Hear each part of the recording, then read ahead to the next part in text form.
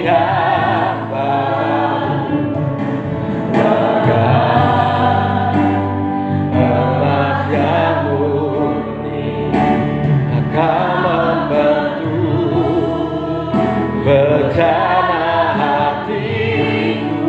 Bapa, ajarku mengerti sebuah kasih yang selalu memberi bagai air mengalir yang tiada pernah berhenti. Shalom. Ya. Jadi kita memperingati hari kebangkitan Yesus, itu hari Paskah, hari pembebasan, hari kelepasan yang Tuhan berikan kepada kita semua. Amin. Dan kuasa atau janji-janji seperti apa yang Tuhan mau berikan atas kita? Ya. Kita baca dulu di 1 Petrus 1.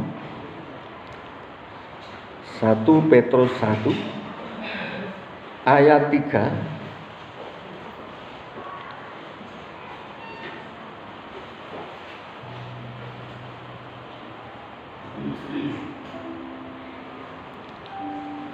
Sampai yang ke-12. Ya, cukup banyak kita baca bersama-sama. Sudah ketemu semua? Judulnya pengharapan, iman, dan kasih. Di hari Paskah itu hari kebangkitan adalah hari kemenangan. Menang atas maut, Yesus menang atas maut. Jadi maut sudah dikalahkan. Itu makanya Rasul Paulus sampai berkata, "Hai maut, di manakah sengatmu?" Ya kan? Enggak ada lagi, tidak mempan lagi. Amin. Karena kita sudah ditebus oleh darah Yesus. Kita sudah dibebaskan. Ya. Nah, ini makanya di sini dari ayat 3 dikatakan, "Terpujilah Allah dan Bapa Tuhan kita Yesus Kristus." Kita dilahirkan kembali, ya. Dilahirkan kembali oleh kebangkitannya kepada hidup yang penuh pengharapan. Amin. Kalau saat ini ada yang mengalami namanya putus asa, rasanya sudah buntu jalannya. Ada yang sakit nggak sembuh-sembuh. Coba di sini ada nggak yang punya penyakit sudah menahun gitu, nggak sembuh-sembuh? Jangan dipikir aku nggak punya penyakit. Ada yang penyakitnya kadang-kadang sepele, seperti eksim. Eksim ini penyakit gatal, penyakit kulit. Tapi bertahun-tahun tidak sembuh, itu juga ada sesuatu di dalamnya. Ada sakit hati yang tidak kunjung sembuh, nggak pulih-pulih. Tuhan sanggup pulihkan, amin. Ya, jangan dibiarkan. Terus kadang ada yang penyakitnya pusing tapi nggak sembuh-sembuh. Ini berarti ada sesuatu, ya kan? Ini yang perlu kita doakan. Contoh kemarin kami berdoa, ini salah satu contoh. Kami merasa untuk berkat ini rasanya mentok gitu. Susah masuk. Terus saya berdoa sama Ko Ayub, ayo kita doa, ini saya rasa ada sesuatu ini. Terus benar, waktu kita doa, ini rahasia ya, jangan dibawa kemana-mana, ini rahasia. Rahasia. Kenapa? Karena Tuhan perlihatkan ini jelas sekali. Jadi di langit ini Tuhan mau mengirimkan berkat, tiba-tiba ada cahaya yang menarik gitu, ditarik, disedot. Dua arah lagi, bukan cuma searah. Ada yang nyedot. Ternyata apa? Setelah ditunjukkan lebih dalam, itu orang-orang yang cari pesugihan itu bisa nyedot berkat yang seharusnya untuk kita. Ya, ini rahasia. Rahasia, jangan dibuka di mana-mana. Tetapi kalau kita tahu rahasia ini, artinya banyak kemungkinan terobosan-terobosan akan terjadi dalam hidup kita. Amin. Jadi disedot, sehingga berkat yang seharusnya nyampe ke kita Ini belum nyampe sudah dicuri duluan. Nah, ini. Mereka lebih tekun berdoa, mereka lebih tekun beramal. Itulah kenapa berkat bisa tersedot. Ya kan? Nah ini. Jadi ini yang perlu kita lakukan. Ada hal-hal yang luar biasa yang sebenarnya kita miliki, tetapi kita nggak nyadari sehebat itu Tuhan yang kita punya ini. Amin. Karunia yang Tuhan berikan itu lebih dahsyat daripada roh-roh dunia. Kita bisa tahu. Kita belum melakukan ketaatan, serangan banyak. Ini angin puting beliung waktu kita doa untuk daerah ini di Jambi. Ini dikelilingi kuda, kudanya warna hitam. Itu kalau di Alkitab, yang di kitab Wahyu 6, ini tertulis ada kuda hitam yang menungganginya membawa timbangan dan berkata apa? Secupak gandum sedinar. Itu artinya ini soal resesi, soal krisis ekonomi akan menimpa. Dan malam itu kita doa, hari Selasa ya, hari Selasa kita doa, langsung mati lampu, ya kan? Langsung mati lampu dan terjadi di unit 1 kena angin puting beliung, banyak rumah roboh, kena pohon tumbang. Nah, saya sudah ngecek sendiri di unit 1 kemarin, saya lihat itu, dan benar terjadi banyak yang roboh, banyak yang hancur, ya kan? Jadi setiap kali apa yang diperlihatkan Tuhan nggak main-main. Ya. Ini terus di sini juga saya mau buka rahasia sedikit supaya kita semua waspada. Harapan layu yang tersimpan di surga bagi kamu. Jadi gini, ini rahasia. Sesuatu yang kita berikan untuk Tuhan semuanya disimpan di surga. Tangisan yang ada pada kita saat ini tersimpan di surga. Amin. Kalau kita berdoa, kita menangis, menitikkan air mata, semuanya tersimpan, penderitaan kita tersimpan di sana. Ada satu lagu yang berkata, sengsaraku, engkau yang menghidup, air mataku, kau tampung dalam kirbat-Mu. Ya Tuhan, kau tahu hatiku yang hancur, namun ku percaya musuhku akan mundur waktu ku berseru. Ku yakin Allah di pihakku, ya kan? Karena Allah di pihakku. Jadi air mata kita ditampung di kirbatnya Tuhan, ditampung seperti ini. Kalau sudah penuh, jawaban doa cepat akan terjadi. Amin. Kita menangis di hadapan Tuhan. Nah, saat air mata kita dirasa penuh, itu terjadi. Ya, jangan seperti yang terlihat hukuman itu tadi. 5 kesalahan lagi. Sudah bikin lagi, tinggal 4. Ya kan? Nah, ini kalau sudah penuh, keempat-empatnya terisi. Saya tidak tahu lagi apa yang Tuhan mau lakukan, ya kan? Tetapi kalau air mata kita karena kita menangis, itu ditampung dalam kirbat doa-doa kita yang akan dijawab oleh Tuhan. Amin.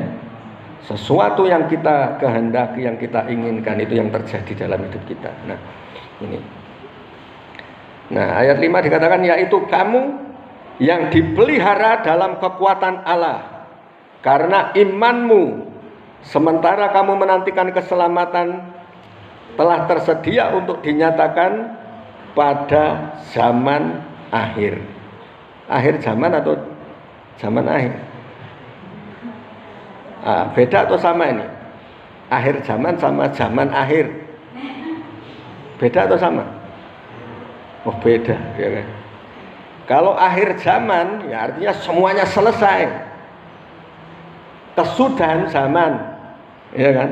Tetapi kalau zaman akhir, ya tahun-tahun sekarang ini, ya, tahunnya mulai menua, umur tahunnya makin banyak, itu namanya zaman akhir, gitu ya. Nah ini, jadi kita dipelihara dalam kekuatan Allah. Kalau yang memelihara dalam kekuatan Allah, ya ada sesuatu yang luar biasa yang kita nikmati, kita miliki. Amin. Nah ini. Nah, ayat 6, bergembiralah akan hal itu.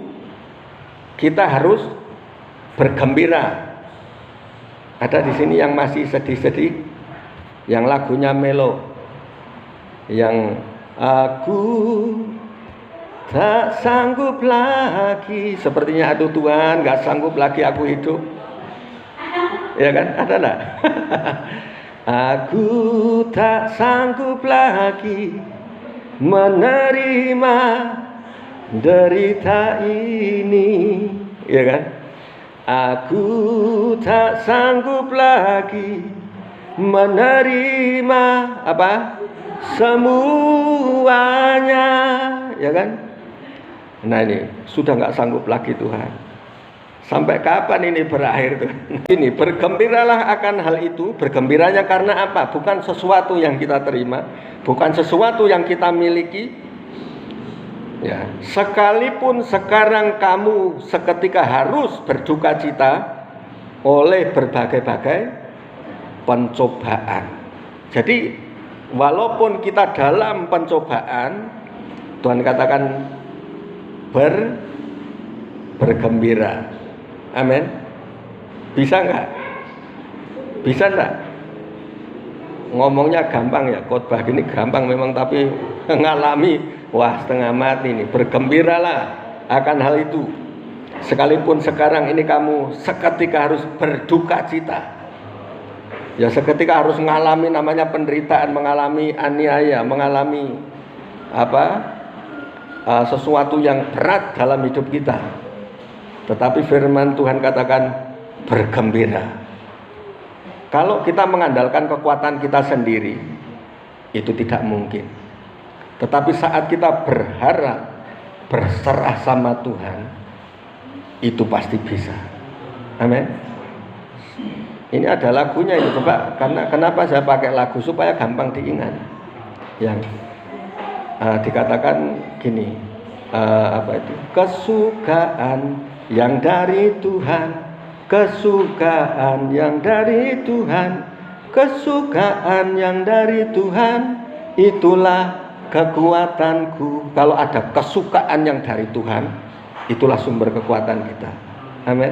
Jadi untuk bergembira waktu mengalami masa-masa sulit, ini pasti bisa. Amin. Pasti bisa. Karena apa? Karena ada kesukaan yang dari Tuhan. Kita bersuka citanya bukan karena mendapat sesuatu dari dunia, tetapi mendapat sesuatu yang dari Tuhan. Ya. Jadi kita sendiri ngalami, dipikir senyum-senyum kemana-mana santai gitu kan, kelihatannya seneng, dipikir nggak pernah ada masalah ya. Ternyata banyak. Tetapi orang melihat kok bisa happy terus, kok bisa happy terus. Ya kan? Selalu terpancar kemuliaan. Kulihat di wajahmu kemuliaan Raja. Amin. Selalu terpancar ada kemuliaan Raja. Gitu ya. Nah ini. Jadi dikatakan bergembiralah akan hal itu. Jadi jangan pikir kalau sudah suntuk gini doamu akan segera terjawab. Ternyata enggak justru. Tetapi saat kita bergembira, itu seperti di Mazmur 37 dikatakan bergembiralah karena Tuhan, ya kan? Maka Tuhan akan memberikan apa yang diingini hatimu. Amin. Saat kita bergembira karena Tuhan, Tuhan memberikan apa yang diinginkan hati kita. Nah, ya. Ayat 7. Maksud semuanya itu ialah untuk membuktikan kemurnian imanmu yang jauh lebih tinggi nilainya daripada emas yang fana, yang diuji kemurniannya dengan api, sehingga kamu memperoleh puji-pujian dan kemuliaan dan kehormatan pada hari Yesus Kristus menyatakan dirinya. Ya, maksud semuanya ini untuk membuktikan kemurnian iman kita. Kemurnian iman kita selalu diuji. Mengujinya seperti apa? Saat kita susah, saat kita uangnya ngepres, terus di samping kita ini ada orang yang lebih butuh kita, kira-kira kita bisa memberi enggak? Ini yang sering saya alami ketika ke Jawa. Ini berapa kali loh kita ngalami. Saya pas sangunya ini bener-bener pres gitu. Tiba-tiba ada seorang yang berkata seperti ini, Mas, boleh minta uangnya enggak? Itu langsung jujur loh ngomong, boleh minta uangnya enggak? Dia ngitung uang ribu-ribuan itu. Saya mau makan ini, sudah 2 hari saya enggak makan, Mas. Apa enggak kasihan ya kan? Walaupun uang saya ngepres, saya masih bisa makan 2 kali, masih kenyang sampai nanti Ponorogo mungkin ya kan. Orang ini sudah 2 hari enggak makan. Akhirnya ya udahlah, beli sana, saya bilang beli makanan. Ya kan? Nah ini. Terus yang kemarin mau pulang itu juga sama.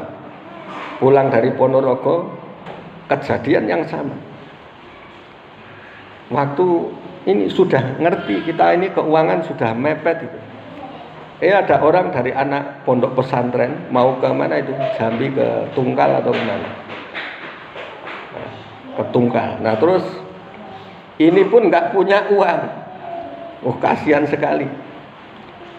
Setiap kali kita turun cuma diem aja bengong gitu. Ayo turun makan.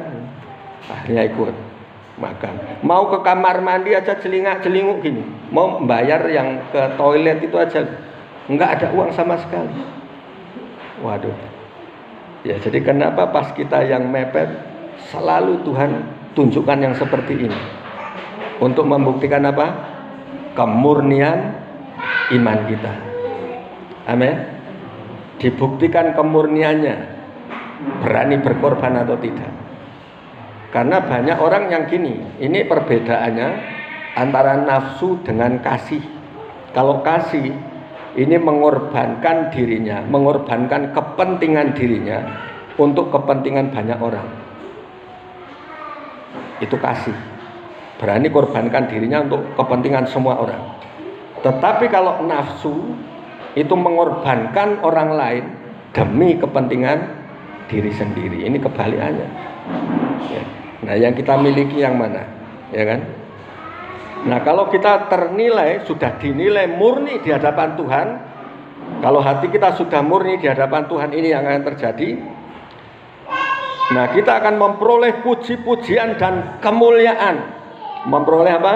Puji-pujian dan kemuliaan dan kehormatan pada hari Yesus Kristus menyatakan dirinya. Orang yang minta dihormati ini berarti tidak terhormat. Ya kan? Bukan orang yang terhormat. Tetapi orang yang terhormat itu dengan sendirinya akan menerima hormat. Amin. Dengan sendirinya, gak usah minta. Nah, kalau ini bukan lagi manusia yang memberikan kehormatan, tetapi Yesus Kristus sendiri yang memberikan kehormatan, memberikan kemuliaan. Amin. Nah ini, jadi memperoleh puji-pujian dan kemuliaan. Hidup kita diangkat. Ya, memperoleh kemuliaan. Ya, pada hari Yesus Kristus menyatakan dirinya, diangkat dengan sendirinya. Itulah makanya kita belajar untuk selalu rendah hati, bukan rendah diri ya. Rendah hati, rendah diri ini minder, terlalu minder. Suruh doa, nggak bisa Pak. Doa makan aja, nggak bisa.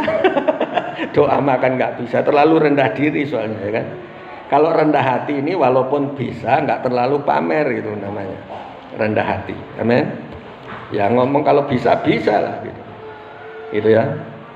Nah ini, jadi supaya apa? Seperti di kitab Petrus dikatakan bahwa rendahkanlah dirimu di bawah tangan yang kuat, supaya kamu ditinggikan pada waktunya. Kamu ditinggikan. Tuhan sendiri yang meninggikan, bukan kita yang meninggikan diri. Amin.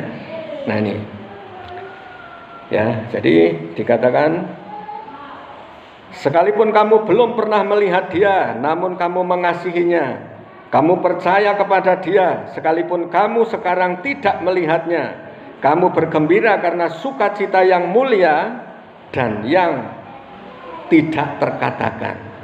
Ya, kamu bergembira, ya, karena ada sukacita yang mulia dan tidak terkatakan lagi.